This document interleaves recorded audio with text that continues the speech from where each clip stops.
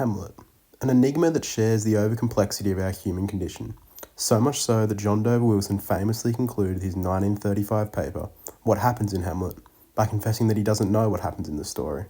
Or Bertrand Russell, who describes Hamlet's nightmare as that of being psychoanalyzed due to the impossibility of deciphering his thoughts. Despite this, today we will try our best to make Hamlet's nightmare come true and psychoanalyze what truly happened in Hamlet.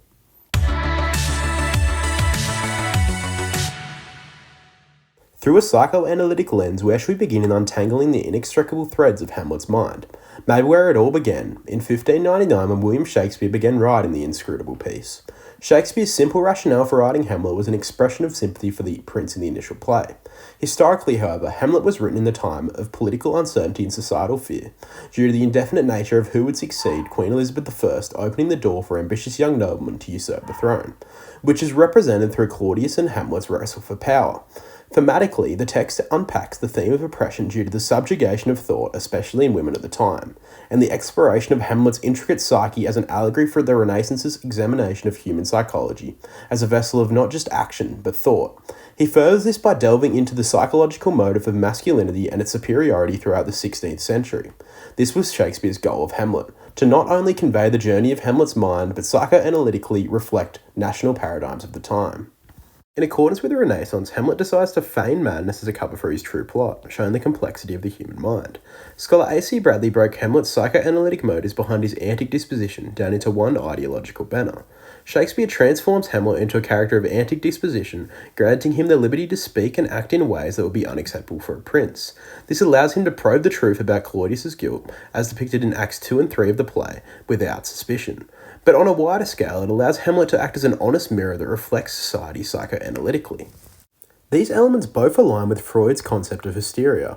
Freudian hysteria is acclimated as a sense of madness that tugs the mind away from empathy and towards absolute truth, bypassing societal norms. This concept of madness as truth is illustrated in Bertrand's quote about Hamlet's love interest Ophelia, who also goes mad through the transference of Hamlet's hysteria.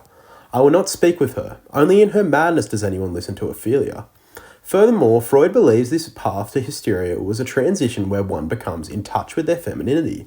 Shakespeare paints Hamlet as a person of repressed thought and inaction, with the further he falls into his vein of madness, the more feminine and passive he becomes in terms of palpable action.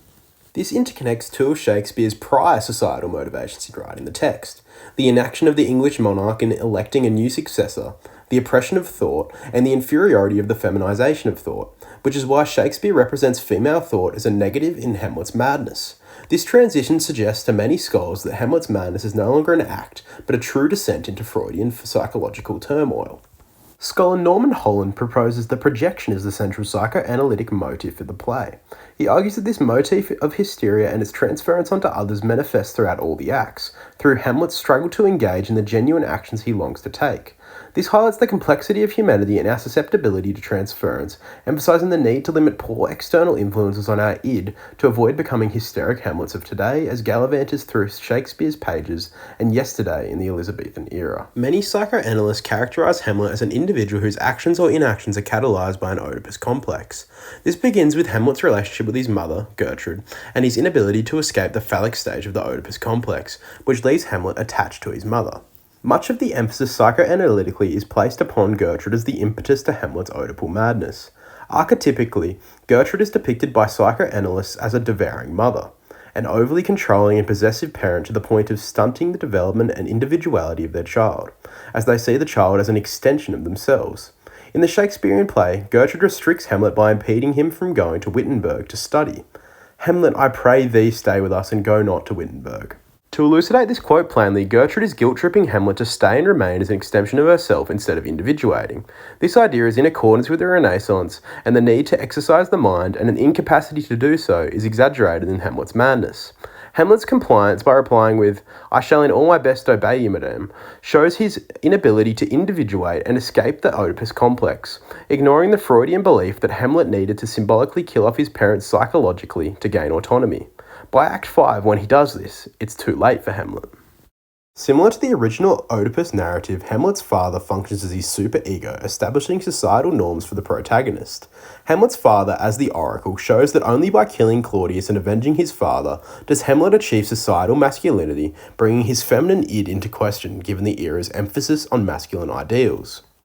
The motif of masculinity persists as Hamlet's dependence on his mother evolves into a compulsion to safeguard her and preserve her celibacy.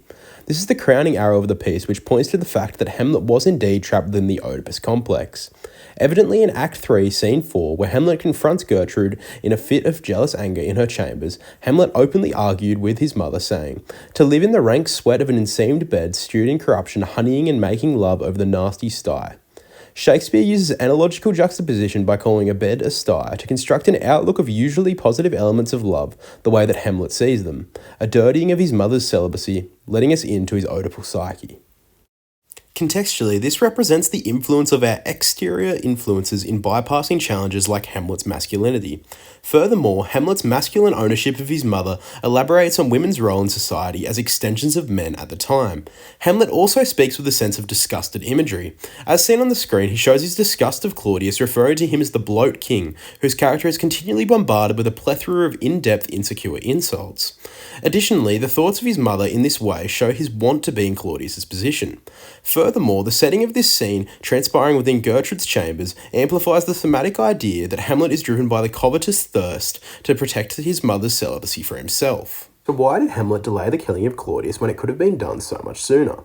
Well, to put it simply, while the Oedipus complex was a primary psychoanalytic motive for murdering Claudius, it also served as the apical deterrent, causing hesitation. Claudius complicates the Oedipus theory by doing just what Hamlet is intrinsically wired to yearn for, killing his father and marrying his mother. This fosters within Hamlet Freudian frustration, a subconscious envy of Claudius. In accordance with Freud's theory, Hamlet's mad frustration takes on a double meaning as presented in Act 5, verse 2, where Hamlet states, "Is it not right to kill he that hath killed my king and whored my mother?" Freud believes that this passage reveals that Hamlet's frustration stems from the enviable efficiency of the act and simply that he wishes he had done it first. This underscores the negative perception of the feminine psyche prevalent in the era. Hamlet is unable to assert his position as the man because Claudius has already usurped it, preventing Hamlet from claiming the masculine ownership of his mother as he desires. Whilst exposing Hamlet's mind is an impossible task, psychoanalysis shows that Shakespeare's character may have been driven by Freudian and Oedipal constituents in the psychological journey to avenge his father. Contextually, Hamlet's psychological journey gives an insight into the time period in which the text was written, the psychological view on women, and the mind that was supplied by England and the Renaissance, as well as the unrest and oppression in the instability of the crown. So now next time you are watching The Lion King or any other adaptation of Hamlet, consider whether these themes still apply or if they have been altered in a different period of production.